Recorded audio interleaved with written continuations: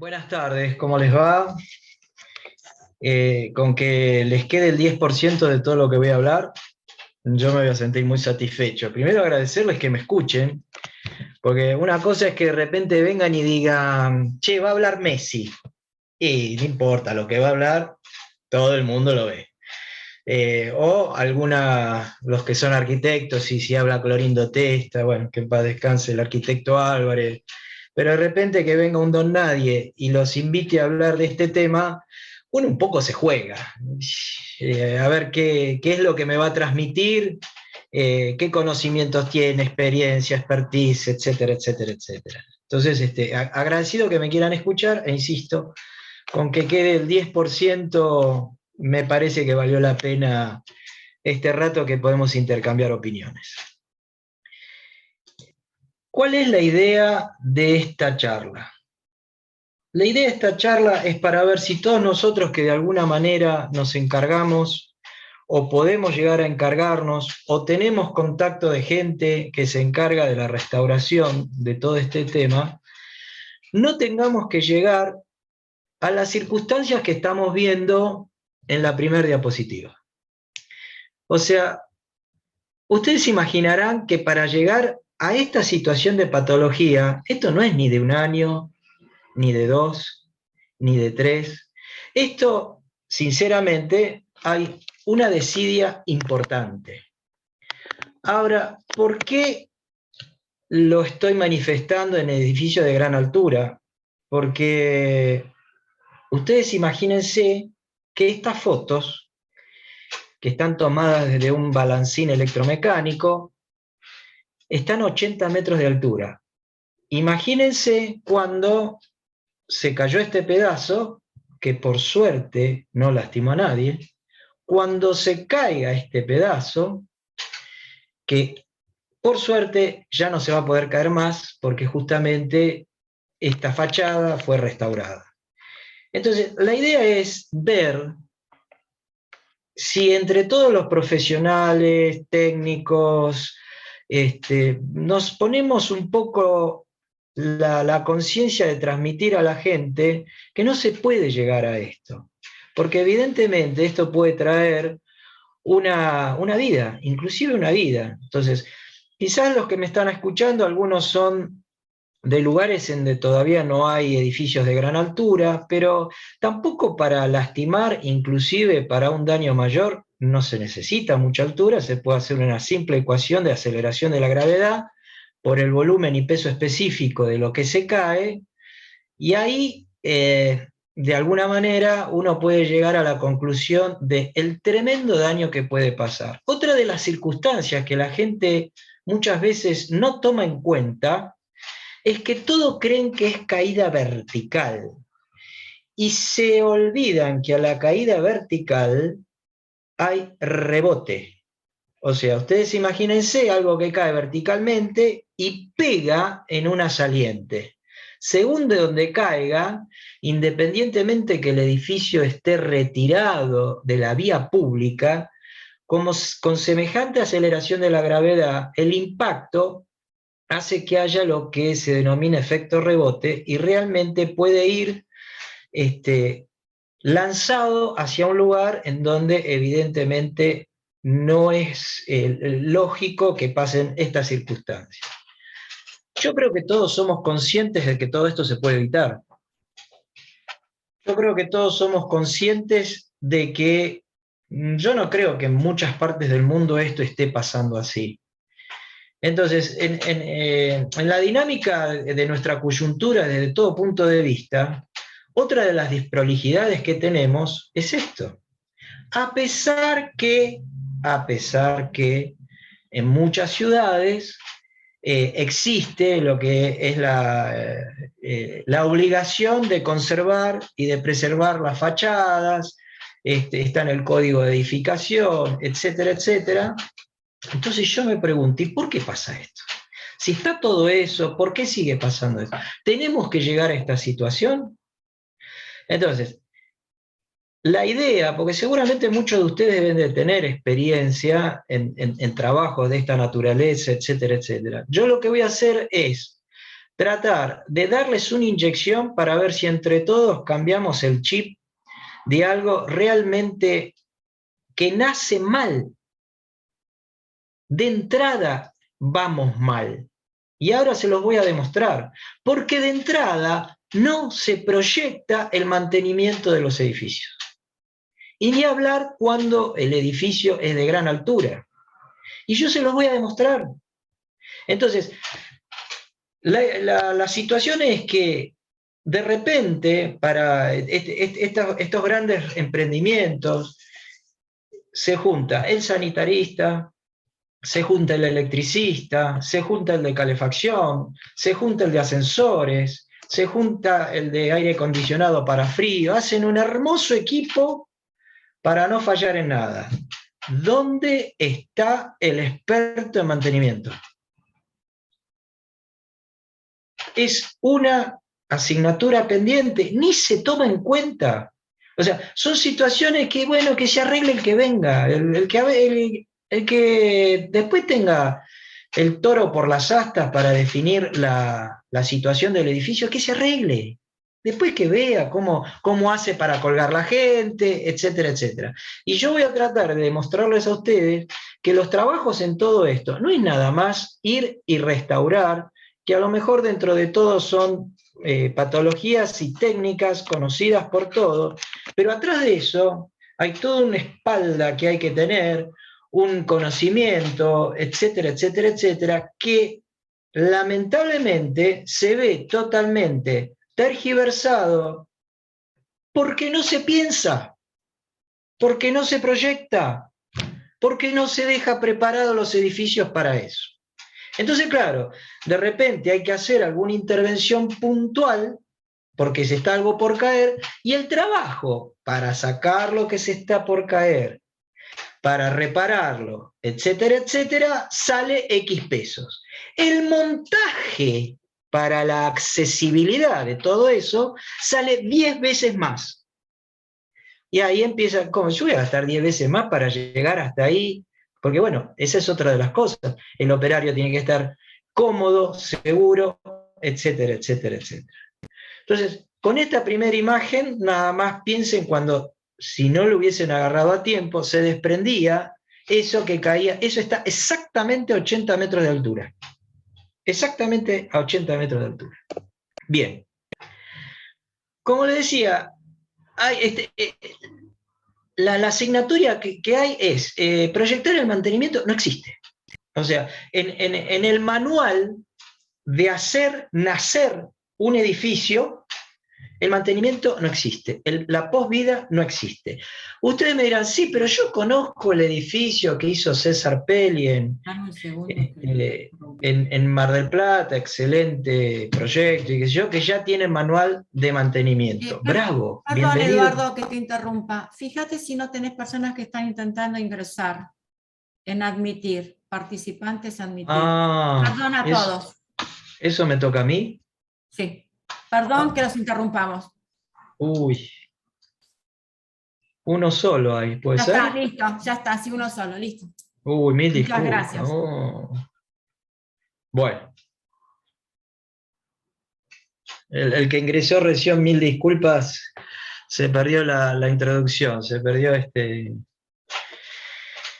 Bueno, insisto, entonces, y a veces se confunde el manual de mantenimiento que se le entrega en algún edificio, que yo soy consciente que se están entregando, pero ¿dónde está el manual de mantenimiento? El manual de mantenimiento está, por ejemplo, en el ascensor, o el manual del mantenimiento del equipo de calefacción, o alguna situación de esta naturaleza. Ahora, la cáscara del edificio brilla por su ausencia. Entonces, yo creo que es importante cuando uno hace un concepto de proyecto de un edificio, tener en cuenta también la posvida del edificio.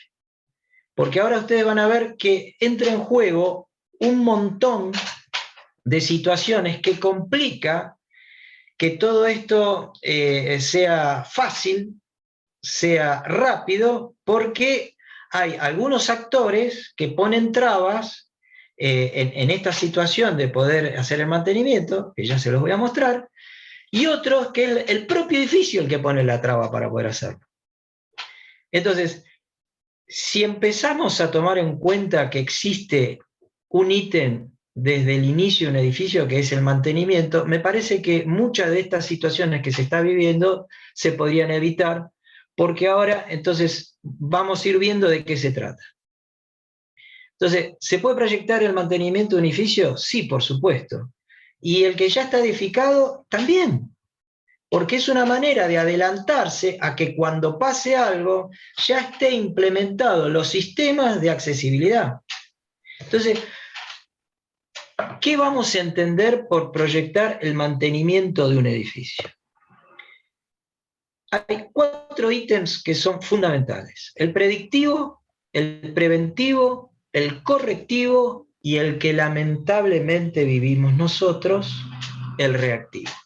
Obviamente el reactivo tendría que desaparecer de esta grilla.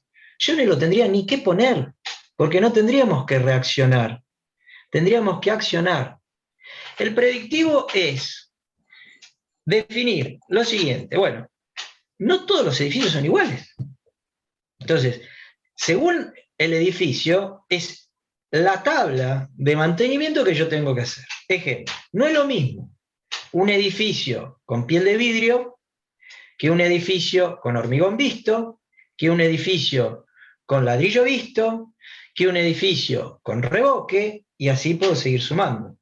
Creo que hay gente de Mar del Plata. No es lo mismo un edificio en Ciudad Autónoma de Buenos Aires que un edificio en Villa Gesell, en Mar del Plata, en donde la situación de la exposición marina hay que multiplicarlo por 2, por 3, etcétera, etcétera. Entonces, el predictivo es sentarme y decir, bueno, ¿en qué situación estamos y qué tipo de edificio tengo? En función de eso se pasa al punto siguiente, que es el preventivo. Bueno, yo cada tanto tengo que ver cómo están los sellados de la unión de las carpinterías con la mampostería, con el hormigón, etcétera, etcétera. Entonces se hace un mantenimiento preventivo donde se sepa lo que hay que hacer. Otro tema fundamental es que, y ahí entra más la parte de correctivo, pero ¿cómo le podría decir? Como son fallas recurrentes, pasan a ser preventivo, es lo siguiente. Parece que cuando se construye hay otra asignatura pendiente, que son los separadores del hormigón. Entonces, ¿qué pasa? Los hierros no tienen el recubrimiento que determinan las normas. Entonces, con el tiempo se producen los famosos estallidos, como acaban de ver en una foto, vamos a ver otras, por falta de recubrimiento. Es imposible que con espesores muy delgados no llegue a la combinación de oxígeno con humedad para la oxidación de los hierros, que aumenta de volumen y estallan su recubrimiento. Ahora, ¿eso por qué pasa? Eso por falta de prevención, por falta de mantenimiento, no, eso ya directamente es un vicio. Ese es un vicio de construcción que cada día se ve más seguido. Es increíble, pero es así. O sea, hoy si ustedes hacen un análisis de todos los edificios que tienen estallidos por hierros de construcción, van a ver que es altísimo. Altísimo. Entonces, yo no sé si en vez de un tema correctivo, que ahora voy a explicar lo que es, directamente no pasa a ser un tema preventivo. O sea, ya tenemos que ver, porque esa es otra de las circunstancias. De hoy para mañana es muy raro que se produzca una falla que genere un colapso, una caída, un desprendimiento. Hay un proceso de formación de la patología que, si uno está atento, ya intuye que eso puede llegar a suceder. ¿Cuál es el correctivo? El correctivo es algo que en teoría viene con una falla, por eso puse el caso de un vicio de construcción, pero hay veces que puede ser un problema propio de la fabricación. Muchas veces nos entregan una piel de vidrio de un edificio con sellados, y inclusive el sellado está muy bien, pero el problema es que falló el sellador. Entonces, hay veces que uno tiene defectos que realmente no lo puede predecir porque se supone que una lógica vida útil tiene que tener. Entonces, por eso yo siempre incorporo del correctivo, que a veces lamentablemente tenemos que incorporarlo porque suele suceder, y más a menudo de lo que uno cree. Y el peor de todos es el reactivo. O sea, uno reacciona cuando pasa el hecho. O sea, cuando se cae algo y le rompe la cabeza a alguien, mira, sí, me parece que tenemos que hacer un tratamiento en las fachadas. Creo que es la posición menos profesional que tenemos y a los que estamos acostumbrados, que nos llaman cuando la situación ya está al límite. Se ha mejorado mucho. Yo la experiencia que tengo es acá, bueno, en Cava, con la famosa ley 257, ahora es la ley 6116, que de alguna u otra manera pone un poquito más de énfasis en la conservación de fachadas sobre la vía pública. Hubo algunos cambios que personalmente no estoy de acuerdo, porque antes era estudiar toda la cáscara, y ahora nada más parece que se exige nada más lo que da sobre la vía pública. Entonces me pregunto, un departamento de planta baja donde hay unos niños jugando en el patio y se desprende algo de la fachada del contrafrente, ¿qué? ¿Eso no es conservación? ¿Eso no es mantenimiento? ¿Eso no es exigir el buen estado de conservación de un edificio?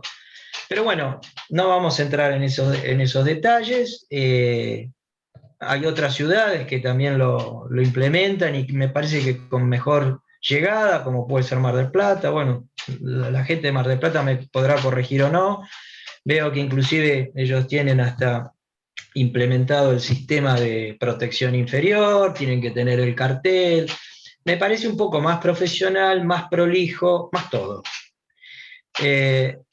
Pero no tendríamos que llegar a esa situación de reacción. Tendríamos que empezar por tratar de concientizarnos de todas estas situaciones, evitarlas, por lo menos desde un punto de vista lógico, de vida útil, de profesionalismo, de ser previsores de lo que pueda llegar a suceder.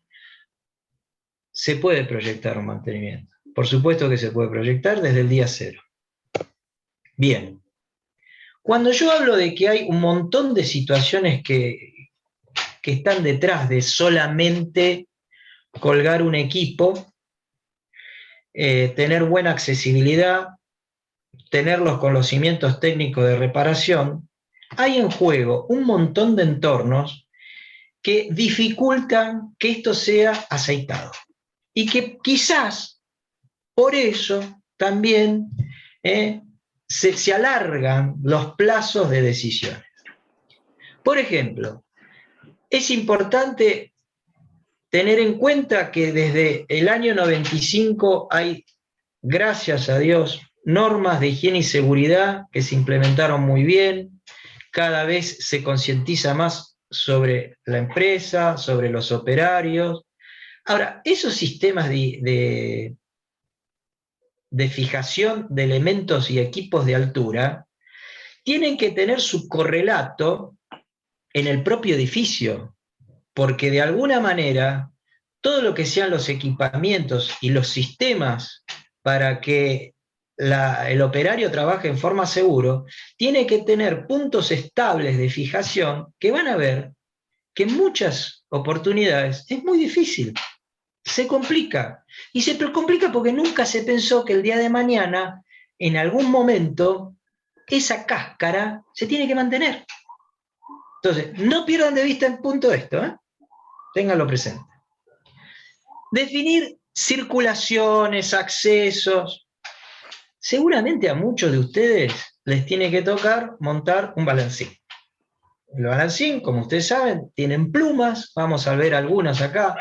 no son solamente las plumas habituales, que son 2 perfiles doble T, que se toman como contrapeso con un tacho de arena y qué sé yo. Eso no es muy profesional, pero bueno, vamos a suponer que todavía lo usemos. Bacano. Bacano. Hay que llegar allá arriba, ¿sí? Entonces, lo primero que tenemos, no nos da el radio de giro de las escaleras, y hablemos el ascensor, es normal, a lo mejor un perfil de 3,50 m en un ascensor, pero lo más cómico de todo esto es cuando se llega al remate del edificio. ¿Por dónde hay que pasar? Hay que pasar por una puerta de inspección de 60 por 60. Entonces, ¿alguna vez alguien pensó que acá hay que subir equipamiento? O sea, eso no podría haber estado pensado. Entonces, ¿qué empezamos? Ah, no, ya el perfil de 3,50 m no lo puedo llevar. ¿Cómo tengo que llevarlo? Lo tengo que llevar despiezado, pero después arriba lo tengo que montar. En teoría, cada uno de estos montajes, y según las normas de higiene y seguridad, necesita su respaldo de cálculo de ingeniería. Que no se los pidan es otra cosa. Pero en teoría, el montaje, a lo mejor a algunos de ustedes ya le ha pasado, que de repente hay ciertas compañías de RT o alguna inspección de la Superintendencia de Riesgo del Trabajo que le dice, muchacho, ¿dónde está el cálculo de cómo hay que sostener estos balancines? Entonces, ¿qué pasa? Una cosa es la pieza completa, otra cosa es la pieza despesada, que hay que unirla, con platabanda, bulones, bueno, no vamos a entrar. Pero, ¿me entienden a cómo se va complicando todo esto? Cuando a lo mejor se podría haber a lo mejor preparado y ya pensado un sistema donde lo único que hay que hacer es colgar los cables o colgar la soga del silletero. Bien. Entonces, ojo con los montajes, ejecución, esas cosas se complican. ¿Y qué más?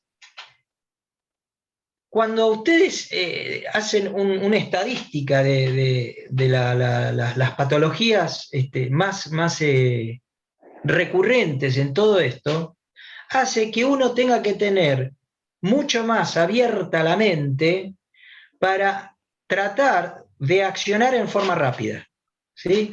Lo más recurrente lo vamos a ver después, y entonces, ¿cómo puede ser de que sabiendo que la estadística dice que entre el 60 y el 70% de los edificios sufre fisuras, estallidos, explosiones, colapsos, todo eso no se estudia para ver cómo evitarlo o cómo dejar ya preparado para enseguida accionar, aunque ya dije que lo peor que podemos hacer es reaccionar.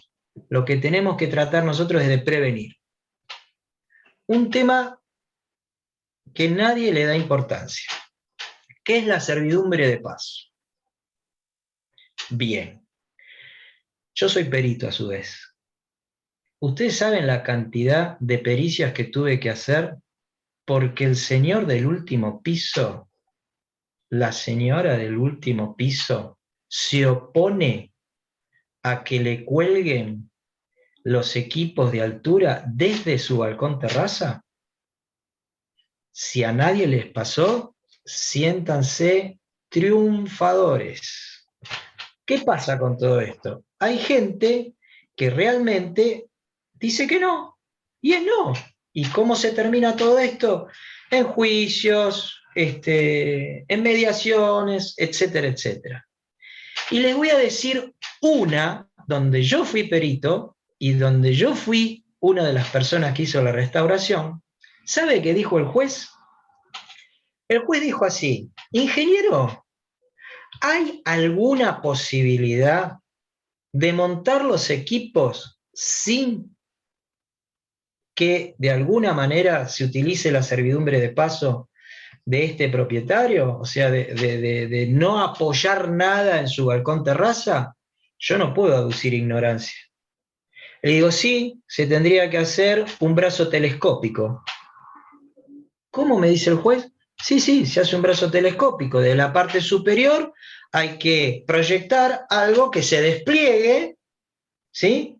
Y entonces no toca, etcétera, etcétera. Entonces, ¿cuál fue el fallo? Si hay una solución para que no se apoye en el balcón terraza del fulano de tal, hay que hacer eso. La obra, el 80% de la obra se fue en armar ese brazo telescópico, porque este señor tenía un balcón terraza. Estamos hablando de edificios de gran altura. Los edificios de gran altura generalmente son edificios que están orientados a un target alto. Por lo tanto, el balcón terraza no era de 3x3, era de 7x7.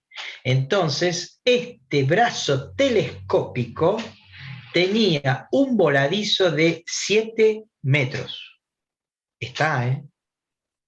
Está. Entonces, este es otro tema. Si todo esto se podría evitar si cuando se hace el manual de mantenimiento, al propietario que compra con esa vista espectacular, etcétera, etcétera, que felicitémoslo que lo puede comprar, pero ahí que firme que tiene obligación sin derecho a ningún reclamo, y entonces después no es solamente el tema del juicio, va a tener que hacerse cargo de las costas, porque el tipo firmó algo que tenía que permitir apoyar. Este es otro tema que no se tiene en cuenta. Y bueno, con todo lo demás, dentro de lo que sería el proyectar el mantenimiento, el verdadero manual, el manual completo, no solamente del equipo de calefacción, del ascensor, etc. También de la vida de la cáscara edilicia. Bien. ¿Por qué yo digo que es importante el estudio de todos los entornos? Yo les pido, por favor, fíjense en la foto de la izquierda, cómo cuelgan un silletero. Créanme que todos estos edificios son fotos de los 70 metros para arriba. Ya no estoy hablando de un edificio de 5 pisos. ¿Sí? Estamos hablando de edificios que más o menos tienen de 25 pisos para arriba. Entonces, yo les pregunto a los que tienen experiencia, ¿cómo hacen para colgar un silletero, por ejemplo, en la foto de la izquierda? ¿Cómo hacen para colgar un balancín? Más o menos ustedes tienen que tener una idea de esa cubierta de vidrio, ¿cuánto tiene? No debe tener menos de 5 metros. No menos de 5 metros. Ustedes saben que si tenemos un voladizo de 5 metros, en teoría, un término de seguridad para contrapesarlo, como si fuera un sub y baja, es 2,5 veces. Entonces, ¿cuánto tenemos que tener de desarrollo para atrás? Cuando a lo mejor todo esto se podría pensar y a lo mejor ya dejar preparado de ese nivel de la cubierta para abajo. Algunos me dicen, no, pero yo cuelgo a silletero desde el nivel de la unidad donde tiene la cubierta de vidrio. Sí, puede ser. Ahora, si vamos a hacer las cosas bien, ustedes saben que un operario necesita 2 sogas. La soga propia de la silleta, supongamos, y después la soga de vida, ¿correcto? O sea, es el arnés con el salvacaída. El arnés con el salvacaída tiene que estar a un punto fijo, que obviamente no puede ser el mismo punto donde se toma la soga de la silleta, y yo les pregunto, ¿de dónde lo van a tomar en un interior de un departamento? 4 estrellas. Porque cuando yo les tengo que decir que me tienen que dejar atar alrededor de algo, no sé, entre el balcón terraza y una ventana, entonces esa abertura le hago un lazo, o si le digo que me tiene que dejar poner un omega con, ¿cómo se llama? Con brocas, etcétera, etcétera. No, a mí en mi casa no me toca nadie. O sea, y empezamos así con todos esos problemas. Si esto se piensa de entrada, se busca ya la definición para que se sepa que el equipo de altura tiene este sistema de fijación. Bien, vamos al edificio de la derecha. Cubiertas planas totalmente planas. Nada, no tiene ni la pata de un tanque de agua, nada. ¿Qué tenemos que empezar a inventar? Inventar sistemas con planchuelas dobladas, abrocadas, a la planchuela atar la soga, atar al equipo. Esta, por ejemplo, ustedes ven en la foto que no tiene membrana, otros tienen membrana, por lo tanto perforamos la membrana. Ahí empiezan los problemas, que empiezo a perforar la membrana, etcétera, etcétera. ¿No hubiese sido más lógico cuando se hizo el concepto de este edificio ya dejar preparado? Hay algunos que lo dejan preparado, sí, son los mínimos, son los mínimos. No piensan en el mantenimiento del edificio, no se piensa. Este es categórico, este edificio. Bien, sigamos. Acá tenemos el que yo les comenté, como verán, es un poco alto, ¿no? Acá les comenté donde acá a mí no me pisa nadie. Esto trajo como consecuencia 2 años de retraso en la puesta de mantenimiento del edificio. Que yo no digo que esté mal, yo lo que digo es que se tendría que haber previsto. Entonces después no podés discutir absolutamente nada cuando vos firmaste que comprabas eso con esa servidumbre de paso. Por supuesto, se pudo hacer, etcétera, etcétera, pero eso hace que se atrase y empieza la velocidad de envejecimiento de toda la estructura y cáscara exterior y la posibilidad que no hay una ecuación científica que diga fisura tal significa que dentro de 3,5 meses esto se va a caer. No se sabe, porque entra en juego un montón de factores. Entonces, lo fundamental, lo lógico, lo racional, lo de algo prolijo y profesional, es todo esto no tendríamos que pasarlo. Y sucede. Lamentablemente sucede. Este es característico y claro, uno dice, no, bueno, pero esto debe ser... No, esto es más común de lo que ustedes creen. Insisto, más en estos edificios de grandes alturas, en donde como está orientado a un target determinado, obviamente las unidades tienen un lujo importante y no tienen un balconcito. Entonces, se complica toda esta situación de generar un criterio lógico de mantenimiento. Bien, acá tenemos otro ejemplo en donde fíjense todo lo que hubo que montar como plumas, porque acá hubo este es característico de una conjunción de problemas. Uno, el remate de ese tipo de fachada, insisto, yo quiero que ustedes tengan noción de la altura que estamos trabajando, ¿no? Creo que la foto es contundente. Entonces, acá tenemos el problema. Número 1, el remate del edificio, ¿correcto? Esto es de origen. O sea, ese techado que ustedes ven es de origen. Había una solución para trabajar del lado interior y hacer esto mucho más lógico, con valores económicos más lógicos, etcétera, etcétera. No, por acá no entra nadie, no pasa nadie, etcétera, etcétera. El segundo problema, servidumbre de paso. Entonces, se generó todo este montaje, que a su vez este montaje, tengan presente que para montar eso, el riesgo de los operarios y con qué sistema de seguridad hubo que trabajar para que cada una de estas plumas tenga su fijación al muro de hormigón, por suerte era un muro de hormigón, sostenido por todos los tensores que ustedes ven. ¿Se puede lograr? Sí, se puede lograr. Si ustedes comparan el precio del montaje después con la reparación propiamente dicha, hay algo que está totalmente tergiversado, ¿no? Es terrible cómo influye el porcentaje de este montaje versus el trabajo propiamente dicho. Imagínense lo que es trabajar sobre esta situación. Bien, eso que ven en amarillo no le hago la propaganda a nadie, entonces borré la propaganda. ¿Por qué les quiero mostrar esta foto? Para que vean los balancines, etcétera, etcétera. Tengan presente que los balancines que se suelen usar acá tienen 4 cables. 2 cables van al motor y 2 cables van a lo que se llama un block stop, que es un sistema de seguridad de freno. Entonces, ustedes tienen 4 cables. Este edificio tiene 150 metros de altura. El otro tema fundamental es que la climatología, no voy a decir nada novedoso, cambió, y lo que antes era impensado en Capital Federal, hoy es el día a día que tenemos que estar con el anemómetro midiendo velocidades de viento. Bien.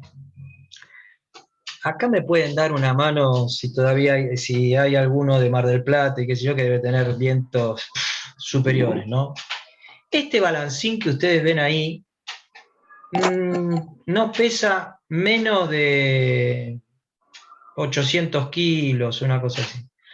¿Ustedes me creen si yo les digo que se levantó y se empezó a mover bamboleándose? ¿Ustedes tuvieron acceso al video que mandamos nosotros para que vean todo este tema de los trabajos de mantenimiento y pintura en altura? Bueno, después les voy a explicar, vamos a ver un poquitito ese video y les voy a explicar algunas cuestiones para que tengan en cuenta. Esto está un poquito mejor tratado, se lastran los equipos, pero yo siempre les voy a decir lo siguiente. El viento genera una fuerza sobre los cables, así que sean redondos, esos cables son de 8 milímetros, que en toda la distancia de los 150 metros genera una componente horizontal que no se puede creer. Es importante tener en cuenta estas circunstancias porque muchas veces las tormentas de viento pasan durante la jornada laboral y de repente no se tiene la posibilidad de descenso en forma veloz. Les explico. Los que tienen experiencia sabrán si estoy equivocado o no. Piensen en este edificio 150 metros. Estoy en el piso 50. Voy con un día maravilloso. ¿Cuánto creen que tardo en bajar? O sea, piensen que estos motores pueden llegar a, no sé ahora, pero en su momento, 2, 3 metros cada 10, cada 15 segundos. A mí, en persona, me agarró una tormenta de viento. Y el balancín se empieza a mover, que por más que uno tenga la soga de vida y qué sé yo, lo primero que quiere es tratar de llegar lo más rápido posible abajo. Sin embargo, hay sistemas que yo no los suelo ver, que es para anclaje de los balancines, que eso fue lo que nos salvó en aquella oportunidad, que ahora se los paso a demostrar. Cómo es, y me gustaría que lo tengan en cuenta, porque es un sistema sencillo, es un sistema que da seguridad, no es costoso, y realmente la psicología de las personas que pueden sufrir una tormenta de viento cuando están ahí arriba, mejora muchísimo esa capacidad de tranquilidad, porque uno se siente que de alguna manera hay que esperar que pase el chubasco como para pues descender. Tengan presente los 4 cables, tengan presente que a medida que tiene más altura, la resultante de la fuerza del viento, acá en Capital ya se están registrando a nivel de planta baja y primer piso ráfagas de 70 kilómetros por hora, impensado hace 30 años atrás, impensado. Ni me imagino lo que puede ser en la costa, ni me imagino, no les voy a mentir, no tengo registro de eso, pero supongo que debe ser muchísimo más importante. Este balancín que ustedes ven a la derecha también sufrió estos vaivenes, ¿sí? Que inclusive en uno estuve yo en ese balancín, solo que no era en L, era un balancín normal, rectangular, y cuando me empezó a bailar, había un bow window de uno de los extremos. Y claro, cuando nos fuimos contra el bow window, mi reacción de ser humano fue poner la mano para que no chocara contra el bow window. ¿Saben qué? Cuando me di cuenta de que estaba loco, saqué la mano y ese balancín, que era más grande que ese, pesaba 1500 kilos. Cuando golpeó el bow window, no les puedo explicar el desastre que hizo. ¿Qué sugiero? Yo sugiero que cada 2 pisos, y les pido por favor que tomen atención en la foto de la izquierda, que cada 2 pisos pongan una broca de acero inoxidable, porque esa broca ya no se puede sacar, y si estamos cultivando la idea profesional del mantenimiento, de la prevención, de la predicción y qué sé yo no les voy a decir que pongan una broca cuando es ya eterno si es acero inoxidable, porque esa broca va a quedar para las futuras intervenciones que hay que hacer. Cada 2 pisos se pone una broca de acero inoxidable que puede ser de 5 octavos, o sea, 4 centímetros de largo, que es lo que se introduce en el hormigón. Si es mampostería, se puede hablar con estas empresas especialistas en fijaciones químicas o mecánicas para mampostería, y después se atornilla esa pieza que nosotros le decimos cáncamo, ¿sí? En ese cáncamo se enhebra un cable de 8 milímetros, como es el que están viendo ustedes. En la parte superior se deja una planchuela con un ojal, se hace un lazo con el cable, se ponen los prensacables, obviamente los cables y todo eso después, y los cáncamos salen, no quedan, eso sirve para la obra. Y abajo se pone otra planchuela con un ojal y con un tensor. Entonces, ustedes enhebran el cable, obviamente de arriba para abajo, cuando llega abajo lo enhebran en el ojal del tensor y lo tensan. Así, en un extremo del balancín y en el otro extremo del balancín. Y al balancín le ponen 2 riendas con otros, con unas fijaciones. Entonces, cuando ustedes llegan a la posición de trabajo, tuc, tuc, lo agarran a cada una de los cables, los mosquetones, pueden usar un mosquetón, y entonces, cuando pasa esto, que nos ha pasado, el balancín tiene una limitación de movimiento. Y cuando descienden, obviamente cuando descienden, el mosquetón siempre descendiendo por el cable guía, ¿sí? Cuando llega al cáncamo, obviamente al mosquetón hay que sacarlo, volverlo a colocar y así sucesivamente. La seguridad que brindan estos sistemas es muy bueno, es muy importante. En la obra no hace al costo definitivo, y una vez que se colocaron las brocas, después poner el cáncamo enhebrar un cable de 8 milímetros, no es la muerte de nadie. Así que esto es un tema que evita muchas de estas circunstancias, y esto a lo mejor, imagínense, si prácticamente no mueve la aguja del reloj en un mantenimiento de un edificio de esta naturaleza, con esta altura, imagínense qué reloj puede mover si todo esto se hace de entrada, con la obra. Y ya queda definido esos puntos para el montaje de ese cable y la fijación en la posición de trabajo de los balancines. Exactamente. Ténganlo presente, no es un dato menor. Bien. Todo esto fue la introducción de esto que yo llamo concientización, que quería transmitirle a ustedes. Hay muchos jugadores ahí que me están escuchando, que hacen estos trabajos, y a lo mejor pueden transmitir todo esto a la gente que de entrada trata de hacer las cosas bien, y a lo mejor muchas veces no se detienen en estos detalles que son muy importantes. Vamos a Macanudo, te digo todo lindo, ya surfié todo bárbaro. ¿Con qué me encuentro?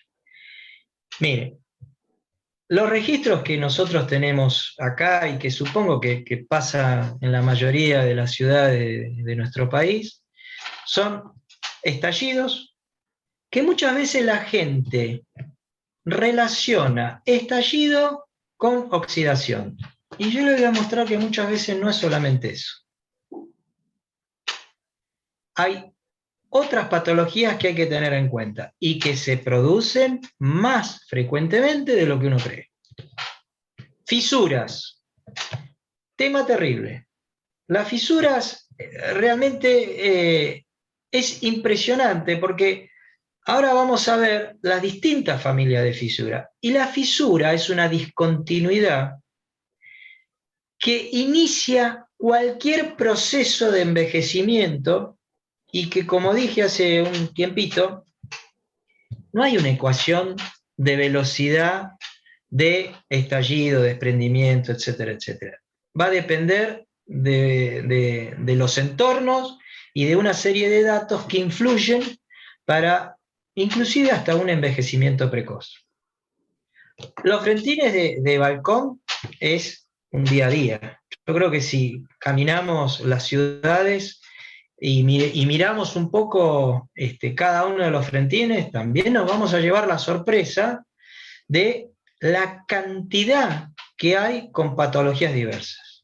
La que más se registra es lo de los amures de baranda, que ahí también les voy a hacer una salvedad para que lo tengan en cuenta.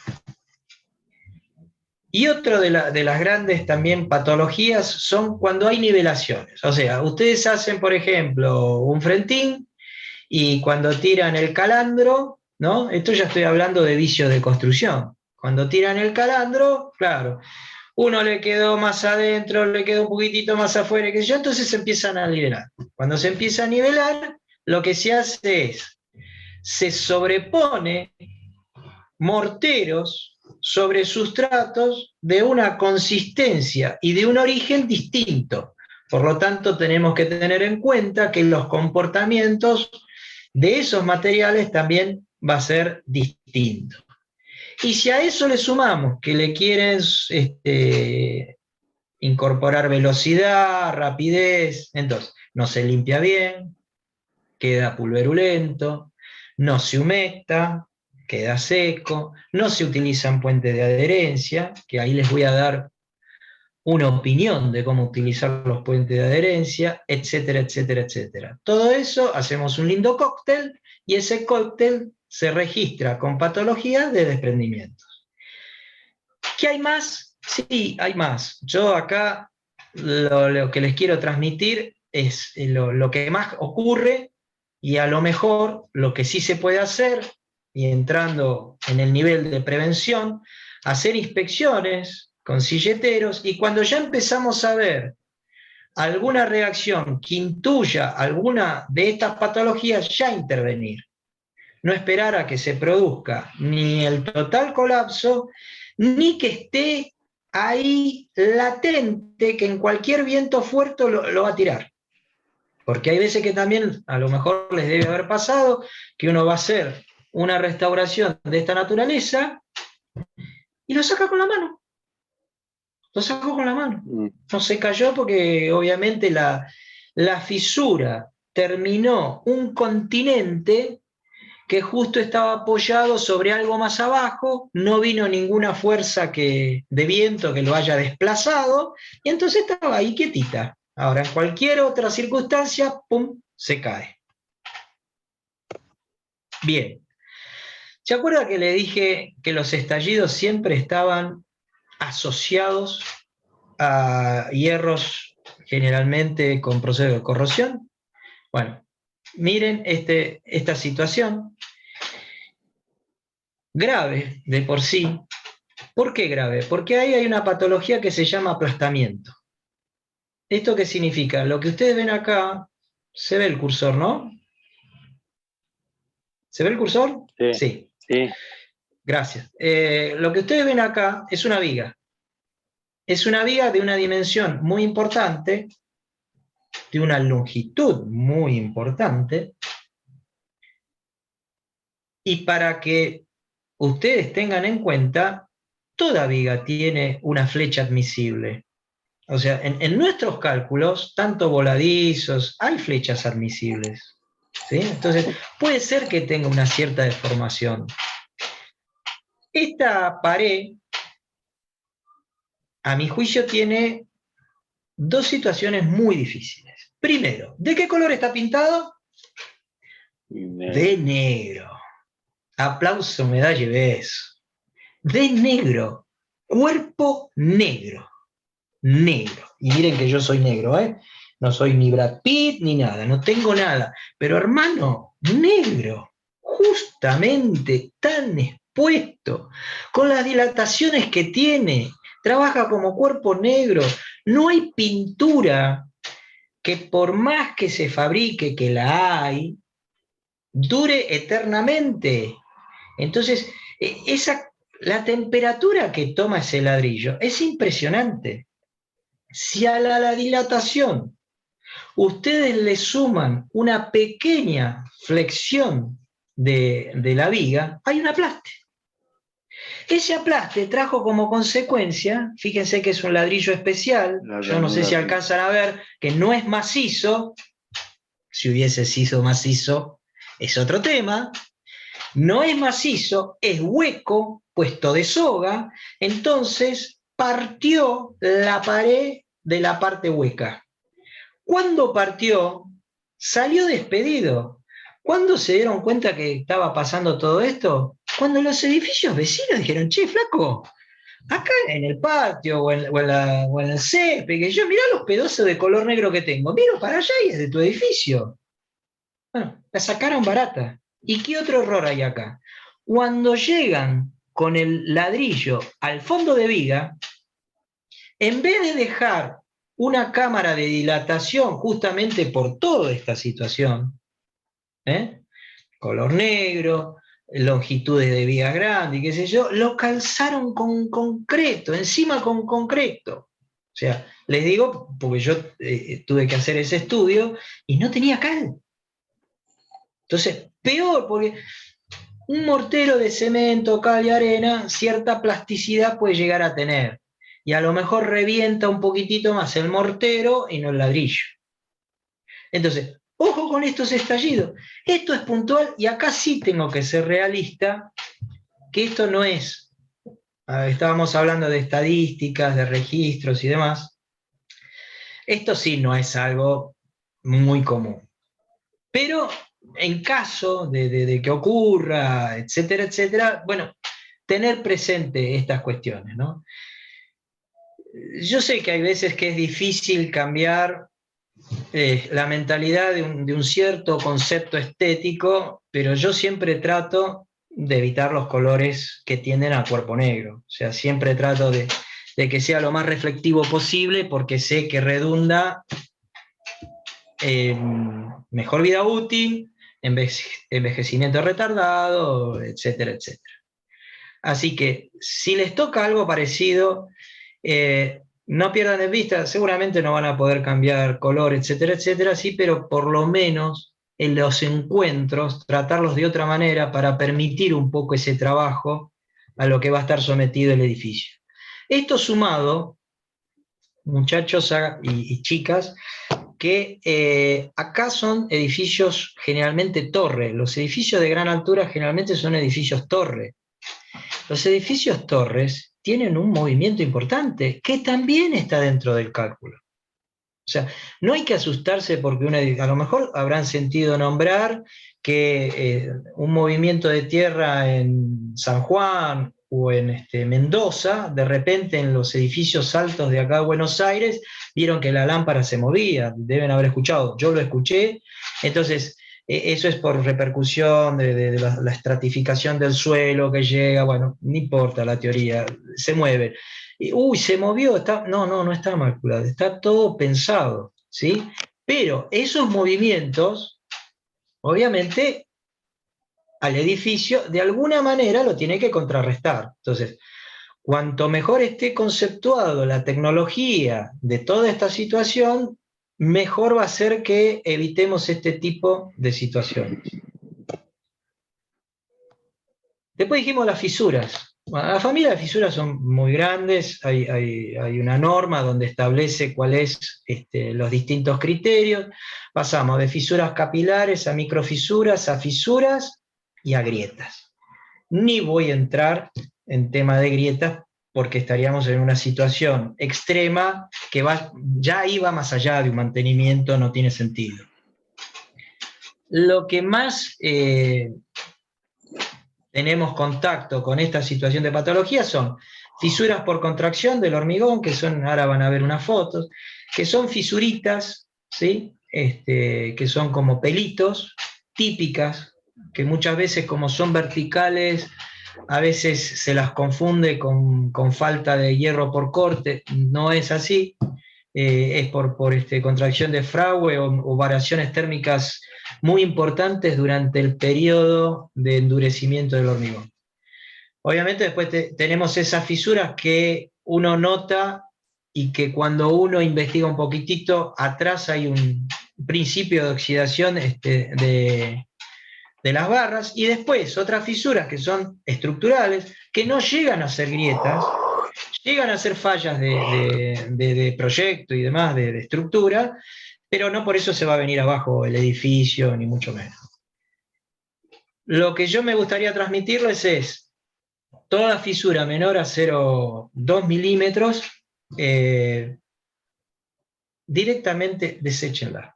O sea, son fisuras menores que inclusive una muy buena pintura con una fabricación, una producción con sólidos en suspensión importante, o sea que genera buena película, lo absorbe y no van a tener inconveniente, y no hay que hacerle ningún tratamiento especial.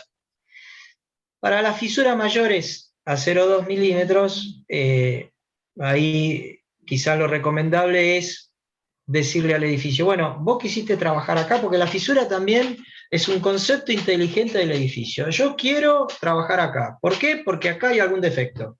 Bueno, en vez de rigidizarlo, decirle al edificio, ¿quisiste trabajar acá? Bueno, seguí trabajando acá, porque así no me lo trasladás a otro lado. O sea, empieza a generarse en el mismo edificio los fuelles para que con los movimientos, las imperfecciones que tiene, etcétera, etcétera, la tipología constructiva encuentre el lugar donde se siente cómodo para moverse.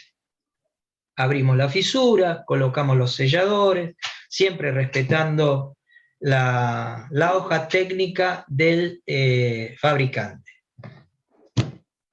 Muchachos, opinión humilde. Ojo con la espatulita, abrir y poner el sellador.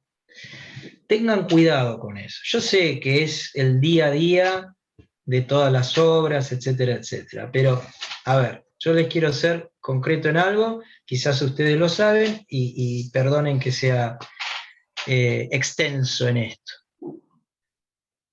Los selladores, en el envase o en el packaging, generalmente viene o con la hoja técnica o ya explícito en su propio envase de cuál es el porcentaje de elasticidad. Entonces, vamos a suponer que el porcentaje de elasticidad es 10%. Y ustedes tienen una fisura de 1 milímetro. Estamos por arriba del 0,2. Ahí.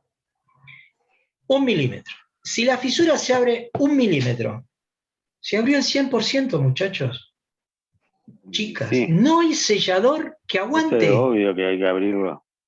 No hay sellador que aguante. Entonces, cuidado con eso. Y fíjense, en la medida de lo posible, cuál es la silueta que tiene que tener la fisura para que el sellador se comporte de la mejor manera posible.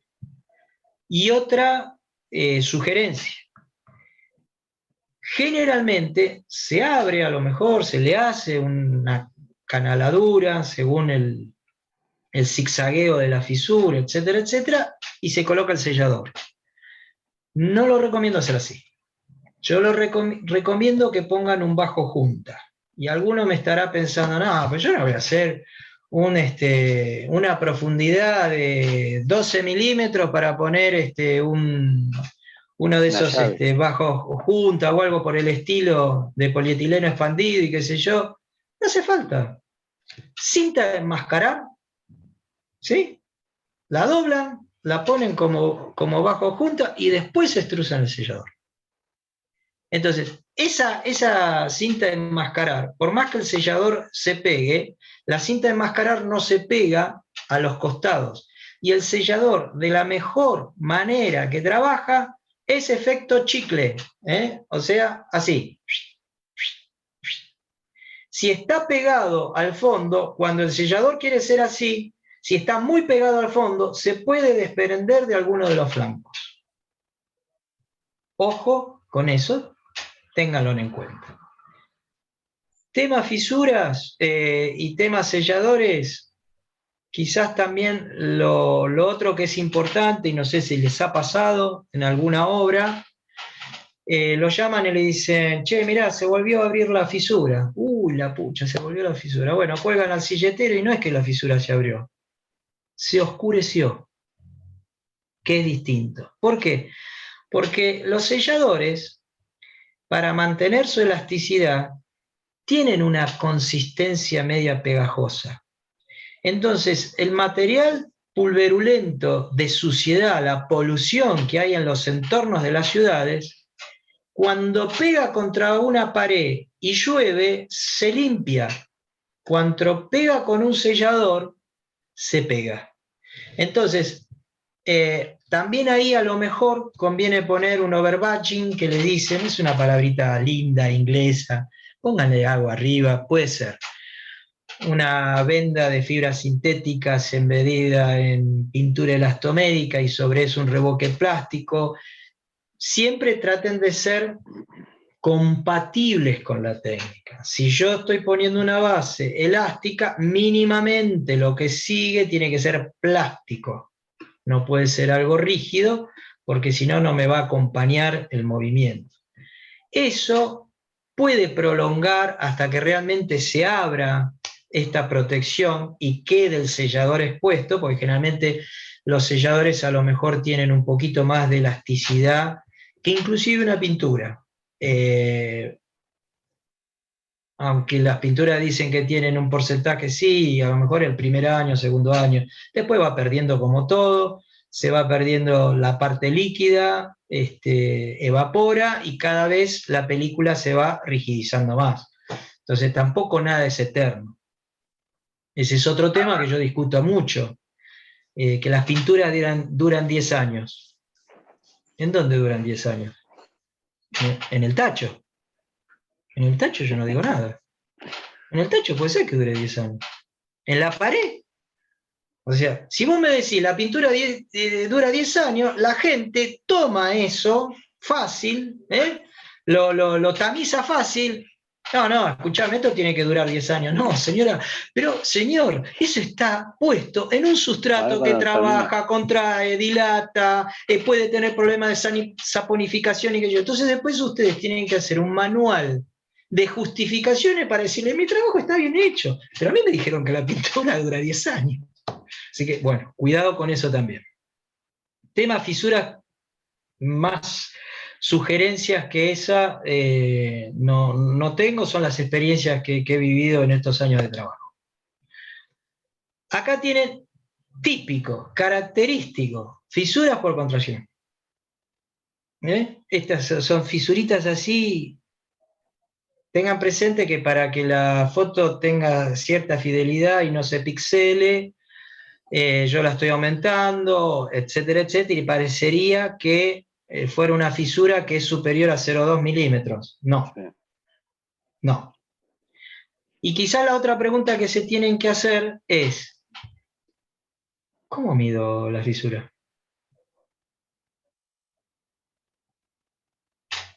Bueno, ingeniero, muy lindo, 0,2, 0,4, 0,6. ¿Cómo la mido?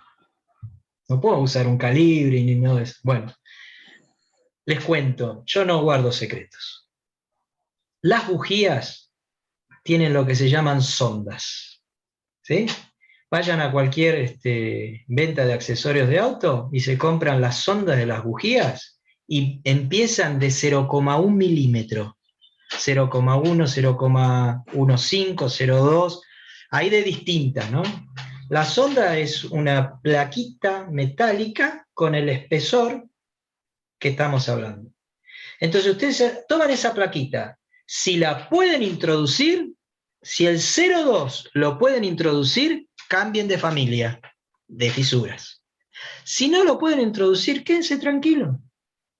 Entonces ustedes le pueden armar un equipito a cada operario, como si fuera una llave, con las fisuraciones más, con las aperturas de fisuras que ameritan ciertas tecnologías distintas, 0,2 y 0,8, por ejemplo. Otra, hay unos calcos donde viene una línea recta, obviamente pintada de negro, sobre un papel transparente, y entonces ustedes lo apoyan. Y cuando lo apoyan, ahí se da cuenta el espesor de la fisura. Yo prefiero la sonda, me parece más práctico, más sencillo para el operario. Entró, listo, no entró, chau. Bien, sigamos.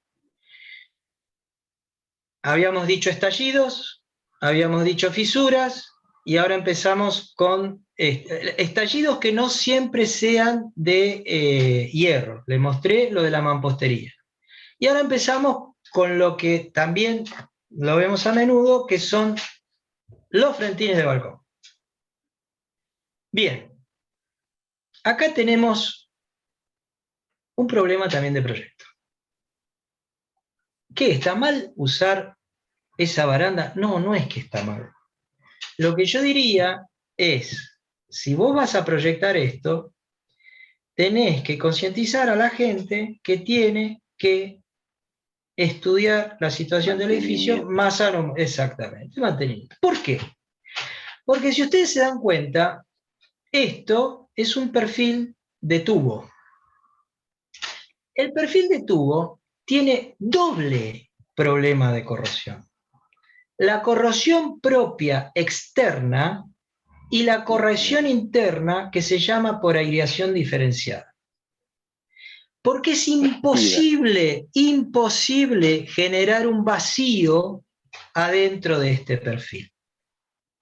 Entonces, a lo mejor se podría buscar, yo creo que siempre hay alguna alternativa superadora que a lo mejor evita que la parte amurada, que yo lo he visto en otros edificios, sí, lo he visto, pero tendría que estar más en el día a día de los proyectos. Entonces, con esto nos evitamos varios dolores de cabeza. Obviamente, esta situación de corrosión hay que analizarlo. Si está muy avanzado, hay que cambiar ese pie de amure. Y si no está muy avanzado, lo que yo generalmente sugiero es utilizar inhibidores de corrosión base epoxi, no alquídico. Discúlpenme, no lo sugiero. Si alguno agarra y lo pinta con antióxido, en este caso no lo sugiero, porque después, sobre eso, hay que rellenar. Entonces, hay más compatibilidad entre un inhibidor de corrosión base epoxídico con el mortero que se puede utilizar para la reparación de eso, que un alquídico, que una pintura inhibidora de corrosión. Y ni hablar si tenemos que reconstruir parte del hormigón estallado. Ese es otro tema. Cuidado, el hormigón estallado tiene que ser reemplazado por materiales compatibles con esa situación. ¿Cuáles?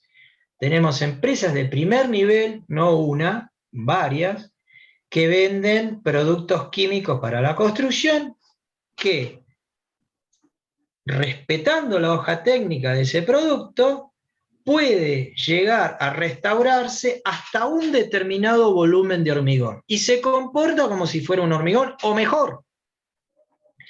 Y si no, existe una transición entre un colado de un hormigón nuevo con uno viejo, con productos especiales que de alguna manera hermana las distintas maduraciones del hormigón.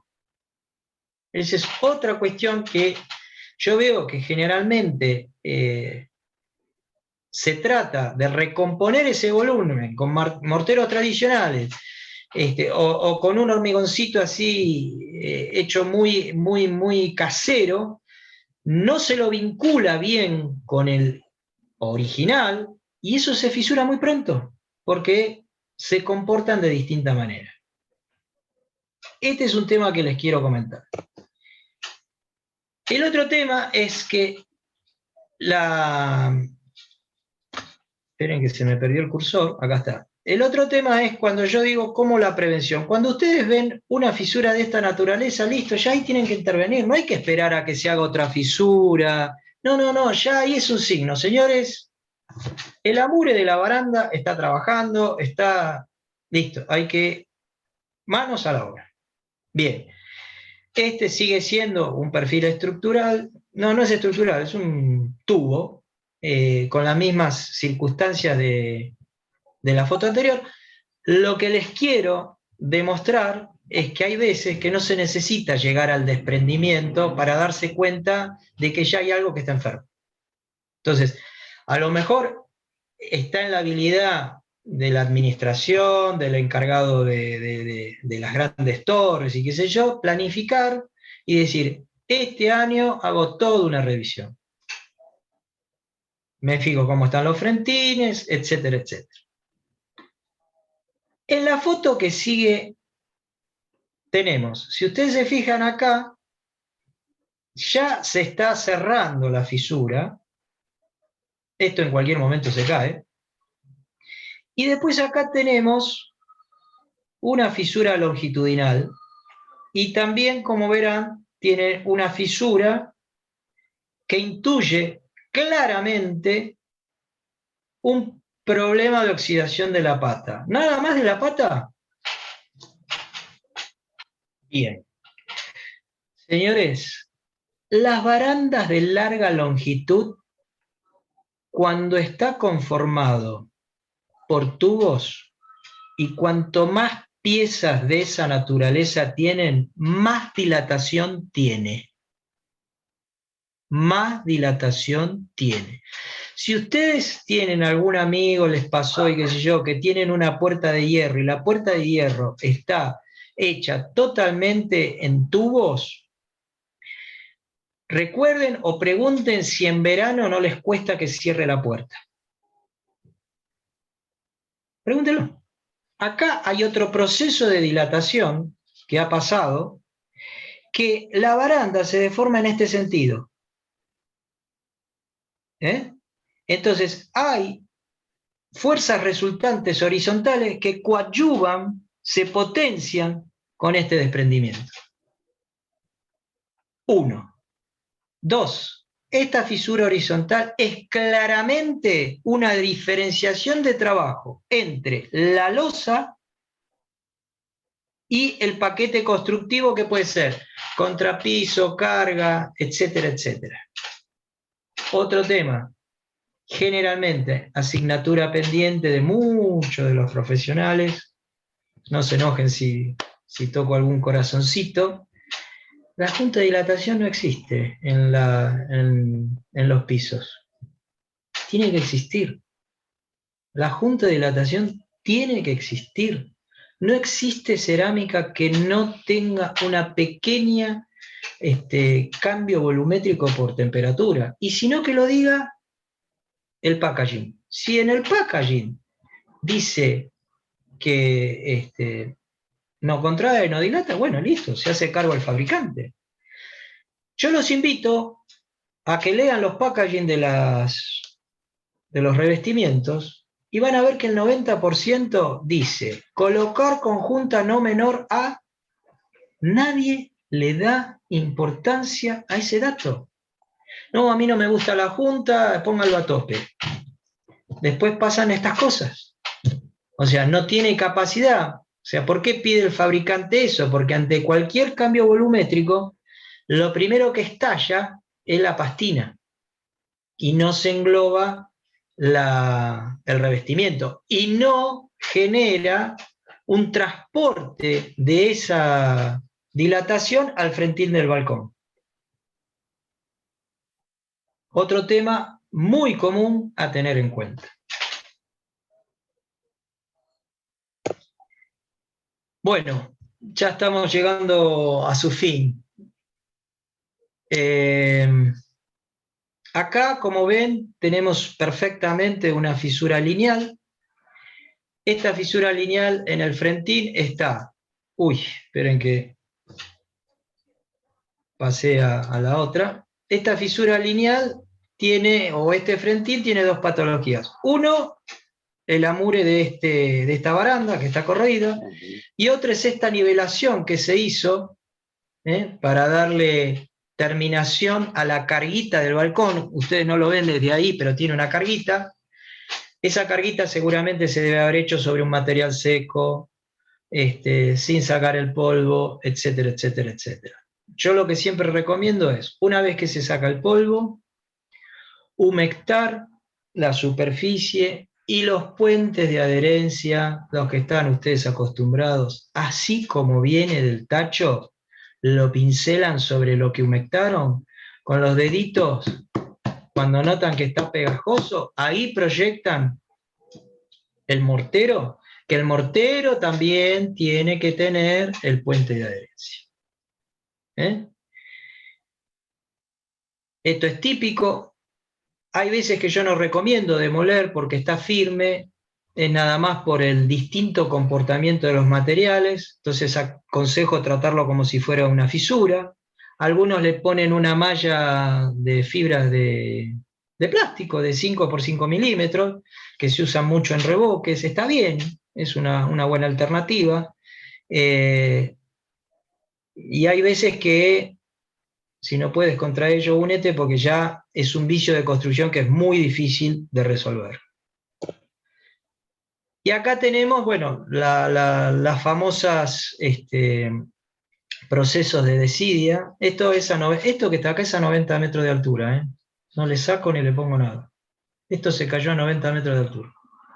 Esto es un nicho donde se ponían los equipos de aire. Nunca se trató la impermeabilización horizontal. Miren, esto ya está todo carbonatado.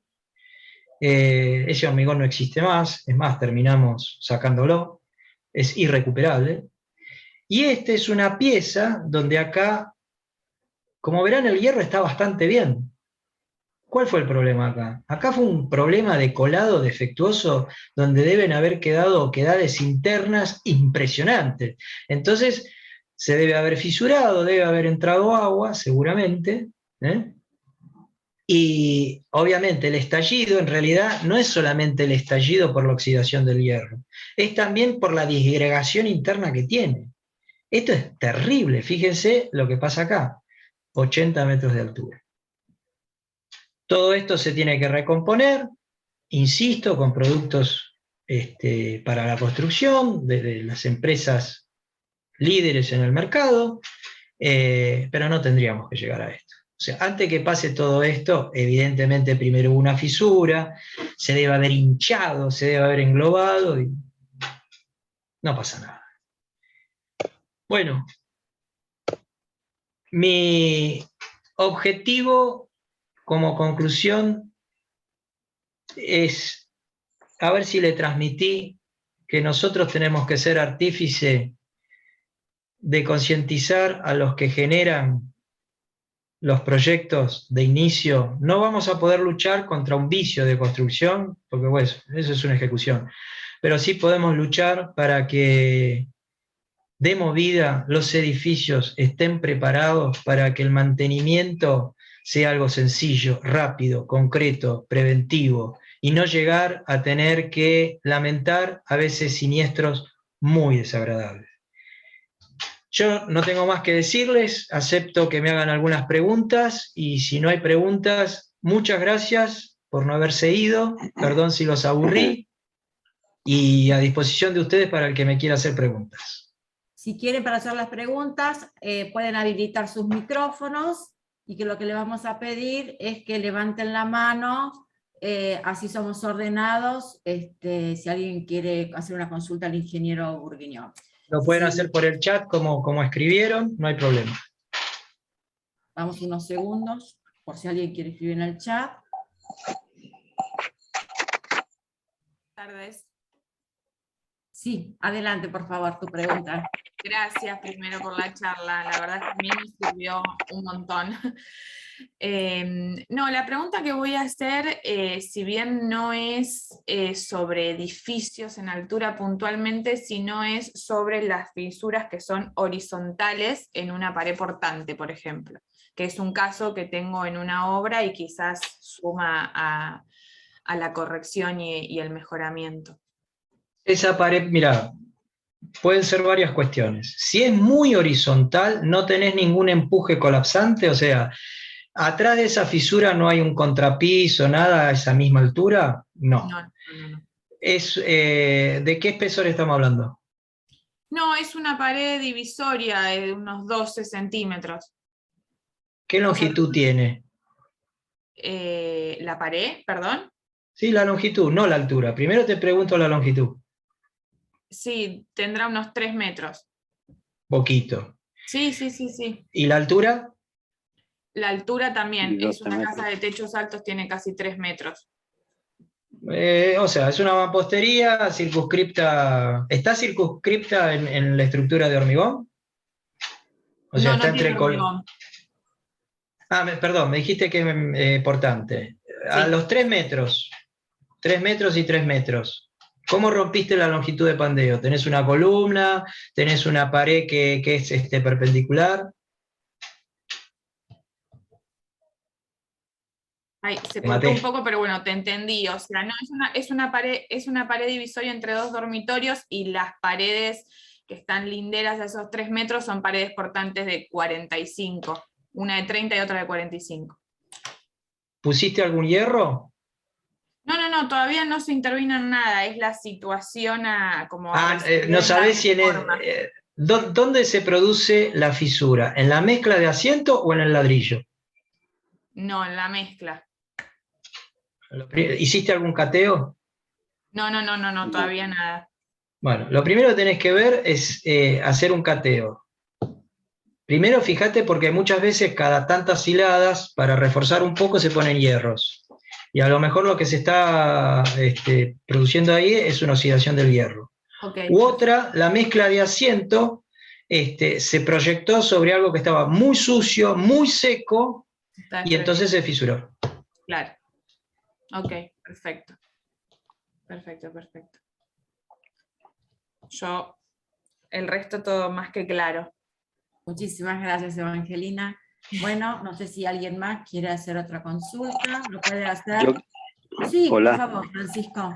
Mucho gusto. Sí, yo más que nada quería la parte de los balancines, porque acá en Mar del Plata, yo soy de Mar del Plata, obviamente. He trabajado en balancines y sí, lo que se mueve de esos balancines es increíble. Me interesó la parte de poner una línea para agarrarla. Esa está buena. Igual siempre hubo más o menos, yo en mi caso he puesto así como para agarrar en algunos lugares, más que nada para la silleta, porque yo más que nada más silleta que los balancines, pero está bueno, está muy buena la idea esa. Sí, yo he visto en Mar del Plata, gracias Francisco por compartirlo. Yo he visto en Mar del Plata que muchas veces también se agarran de las barandas, pero hay veces que vos lo vivís ahí en Mar del Plata, tenés edificios con todo un muro donde no tenés una baranda para agarrarte. Entonces a lo mejor esa alternativa, tenerla presente, siempre es bueno. Es algo más que uno trata de trasladar desde un punto de vista de compartir las experiencias. Yo siempre digo que lamentablemente nosotros pecamos mucho de querer ser poco solidarios con todas las técnicas, cuando tenemos un ejemplo que son los médicos, que los médicos viven compartiendo experiencias con la gente del mundo. Nosotros parece que tenemos que guardar, ¿viste? Pues, si no, como me vienen a Tratan, y buscar a bueno, mí. cada uno trata de guardar las cosas que sabe, ¿no? Lo que pasa es que muchas veces acá en las obras, a la mañana cuando vos empezás a trabajar, por lo general no hay viento, pero después tipo 10, Me 11 de la mañana, ahí imagino. sí agarra bien, ya empieza a haber viento acá en Mar del Plata, y prácticamente ya te agarra o muy arriba o por ahí abajo todavía. Y entonces es difícil. Y hay veces que hay viento ya de entrada y te obligan a bajar igual, o sea, tampoco tener muchas opciones, Claro, no, te pero, entiendo, te entiendo. pero sí, es eso de poner una línea para quedar más quieto, está bueno, está bueno. Muy De ya bien, que muchas muchas gracias. gracias. No, por favor. Bueno, el señor José María Guayo, que es de la empresa Magnafis, pregunta, que es sobre es en cuanto al avance de los cementos elásticos con malla sin juntas de dilatación, ¿cómo puede evitar que estalle la pastina? A ver, decime de nuevo la pregunta. Es en cuanto al avance de los cementos elásticos con malla sin juntas de dilatación, ¿cómo puede evitar que estallen las pastinas? Cementos elásticos yo no conozco. El A cemento ver, es un material rígido. sí, Supongo que quiere preguntar otra cosa. sí. Si el señor José María Guayo puede habilitar el micrófono, puede hacer usted directamente la pregunta al ingeniero Burguiñón. Dice, ¿Me a ver, escuchan? ahí ¿Sí? está, perfecto. Mucho gusto en conocerlo y ahora sí lo estamos Un escuchando. gusto, caballero. Igualmente, ingeniero, muy buena la charla, ¿eh? Le Me agradezco quedaron, mucho. me quedaron varios conceptos que no los tenía en cuenta. Pero escapándome un poco por el tema del remate de obra. Cuando uno termina la terraza, la carpeta, etcétera, etcétera, ahora hay cementos que son elásticos que vienen con malla. No puedo hacerle propaganda, pero la pregunta es que ahí, en una parte de la charla suya, contó que cuando no hay juntas de dilatación, las pastinas a veces no acompañan. Y Exacto. resulta que se me termina despegando el cerámico de esta ventajosa aplicación nueva, ¿no? Yo no suelo mentir, no lo conozco, de manera tal que no puedo comentarle sobre el tema. Si vamos a una estructura tradicional de colocación de piso, yo lo que le aconsejo es utilizar selladores, trate de generar paños no mayores a 4x4, eso 25 metros cuadrados para mí es mucho. Yo siempre genero una junta perimetral en toda la figura de la terraza o del balcón y después transversalmente para tener paños no mayores a 450 por 450. Lo primero que trato siempre de transmitir es la junta de dilatación no va nada más que en el cerámico. La junta de dilatación tiene que ir en el cerámico más por lo menos las 3/4 partes de la carpeta. Y a su vez el contrapiso, perimetralmente, si puede hacer coincidir todo hasta con el contrapiso, mejor. Y a la membrana le hace un omega para que pueda trabajar. Pero a veces no es necesario, porque para que la temperatura alta, el gradiente térmico llegue hasta el contrapiso, es difícil, pero sí aconsejo perimetralmente al contrapiso dejarle una junta de expansión, porque si no vienen los problemas de empuje colapsante. Disculpe que no conozco el cemento ese elástico, no lo conozco. Bueno, no tengo nada que culparle porque son cosas que en Europa hace rato que están, pero nosotros Acá lo seguimos atando con alambre a veces, pero bueno, No, sí. vamos a lo Así que bueno, práctico. discúlpenme, no lo puedo ayudar, y menos No, con no. un producto que desconozco, ¿no? Así que, En algún momento que tengamos alguna oportunidad de charlarlo privadamente, le cuento. por supuesto, y agradecido. Siempre estamos para aprender. Esto es Sí. un ida y vuelta. Uno aprende todos los días. El que se cree que aprendió de todo y todo, No, sí, Mentira. todos los días se aprende algo nuevo. no va por buen camino, ¿eh? No, exactamente. Está muy bueno lo suyo. Muchas Bueno, gracias. Bueno, Fernando Martínez lo que pide es que, dice que el tema grietas no le quedó muy claro de poner la cinta. Si la cinta se debe Sí, sí, colocar sí, sí. primero y luego los selladores. Si Y sí, podés, por primero favor, tenés que explicar. colocar la cinta en el fondo y después extrusás o colocás el sellador con la pistola. Sí, señor. Sí. Hay otra pregunta más. Quien quiera también puede habilitar micrófono y la compartimos. Ahora sí quedó claro el tema de esta aclaración última que hicimos. Bueno, yo les cuento un poco que CEPRARA tiene un centro de información técnica, de la cual es un equipo de profesionales que brindan el servicio para socios y no socios, ya sean profesionales, a veces son administradores, a veces son comitentes, que si tienen alguna duda, ustedes pueden comunicarse con la cámara, ya sea vía telefónica, y ya les dejo los teléfonos, que es 11 4921 6027, o si no, 11 4921 6028, donde hay un equipo de profesionales que los pueden, si ustedes presentan una consulta, a veces telefónicamente lo pueden resolver, ellos tratan de darle una solución. También si después necesitaran alguna visita y un informe, hay profesionales que lo pueden hacer. Tanto el ingeniero Eduardo Burguiñón como el arquitecto Miguel Ángel Mariño, que también está presente en esta charla, son parte de este centro de información técnica. El email de la cámara es info@ceprara.org.ar. Bueno, si no hay más preguntas, les quiero agradecer en nombre de CEPRARA que nos hayan acompañado a lo largo de todo este año con las diferentes charlas que hemos dado.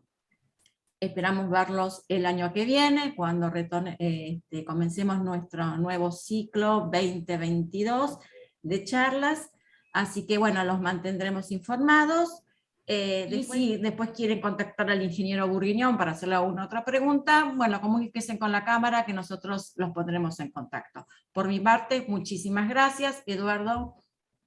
Nada, agradecerles que me tuvieron paciencia, insisto, con que se hayan quedado con el 10%, me siento totalmente satisfecho. Un gusto conocerlos y a disposición de ustedes a través de la cámara.